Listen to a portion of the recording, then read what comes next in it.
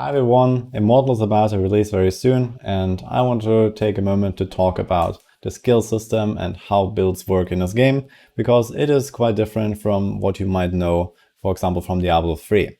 While they have exactly the same classes, minus the Witch Doctor, and they have fairly similar skills and visuals compared to Diablo 3, the whole skill system is actually completely different.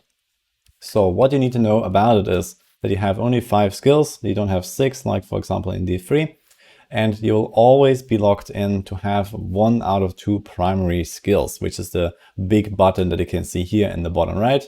This is your main attack that you can use as a filler for most classes. This is usually rather weak and something that you only use as like a last resort option when you have nothing else to do. Usually you want to have a bunch of different abilities that are making up your build, and you can design this in many different ways the way you want to. One huge mistake that was done in Diablo 3 was that they introduced set items that are incredibly powerful and just kept buffing them over time to the point where they completely define how a skill needs to be played. And while there are lots of different options, it definitely reduces the creativity and theory crafting potential for the game a lot. And you simply cannot really make effective setups for certain skills without using those sets, as you can see here. And there are also set items in Diablo Immortal, but they work very differently there. They are more of like a secondary consideration, I would say. And I'm gonna talk about them in a separate video. But what you need to take away here is that you actually have a lot more freedom in Diablo Immortal with which abilities you want to use. Now, there are some abilities that are better and worse than others, but this is mostly like a balancing issue, I'd say. And there are also certain legendary items that change how certain skills work. And they can give them extra effects, they can give them extra damage, and just some small little things, or even completely functionally change how a skill works. In the case of the monk here, there are exactly 14 skills at your disposal, so 2 primary attacks, and then you have a bunch of other skills that fill up the other remaining 4 slots on your bar. Most builds that are designed for general farming and PvP activities, for example, where mobility is important, will use one of these mobility skills. In the monk's case, this is Mystic Strike, the wizard has the teleport, the Crusader has the horse, so every class has something to move around a little bit and go faster, and that usually helps. And then you still have 3 other slots that you can fill, and that really comes down to mostly your preferences. In the monk's case, there are actually like a few kind of supporting skills, but for most classes, you typically just have either some kind of DPS skills or maybe a summoning skill, like on a Necromancer, you can summon minions.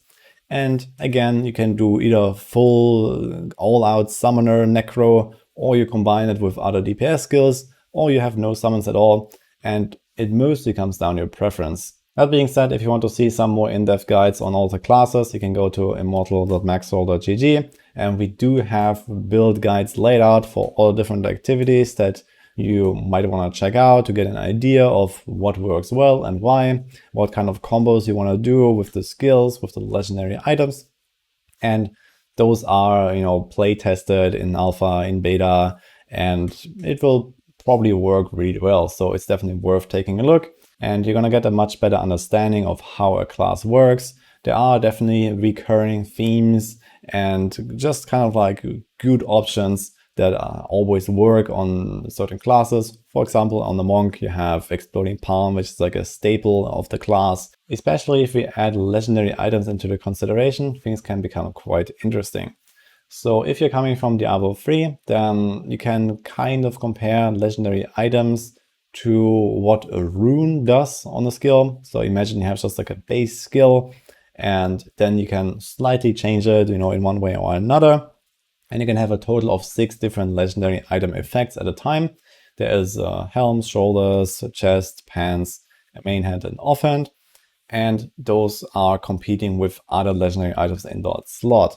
So you can only have a certain combination of effects, but there are definitely quite a lot of effects that you can stack up. So in the case of the monk, yet again, we have a bunch of different helms. These are 9 helms already.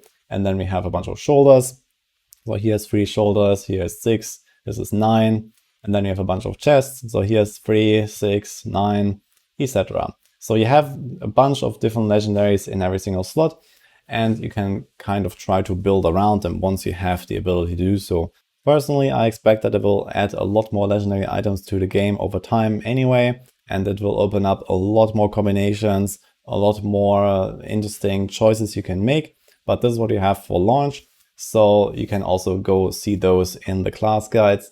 You have the overview of all different items, and in some cases there are also multiple items for multiple slots buffing a certain skill, or sometimes you have the same slot changing one skill in multiple ways through multiple legendaries, so that you can have either this one effect or the other one effect. For example, if you look at the 7-sided strike, this is on offhand right now. So there's one you get like an ice effect with chill, and then there's another one where you place a runic circle and then everything gets hit in that circle.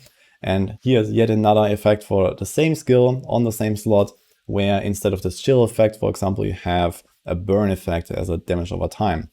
The good thing about Immortal is that most of these legendary items have rather small overall effects, but there are some of these cases where a skill is completely different, completely changed from this legendary item, and you might be trying to follow a certain build guide that uses it, and then you just have to try to get that item first.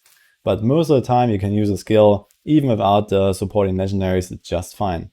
So to sum it up, I think build diversity will be pretty good in Diablo Immortal because of this rather weak impact of legendary items. And the good part about those legendary items is also you only need to find them once, and then you have their effect forever. And you do upgrade your gear over time, but this mostly comes through stats, and you can actually change legendary items back and forth in a specific slot to get the effect that you want, as long as you have found it once. So there is a pretty good system in place that allows you to play around with the different tools and try to make some builds, especially later down the line once you have found all of the items. So I hope with this video I was able to give you a good idea of how builds work in this game and how legendary items tie into it. If you want to learn more about the different classes and their skills and their items, go check out the guides on maxwell.gg. I'll also have some class guides ready for launch as well, especially the Monk, the Demon Hunter, and the Crusader is something I want to cover myself because I've played them quite a bit. And otherwise, don't hesitate to experiment yourself once the game comes out. I'll leave you with that. Subscribe for more Immortal content, and see you guys next time.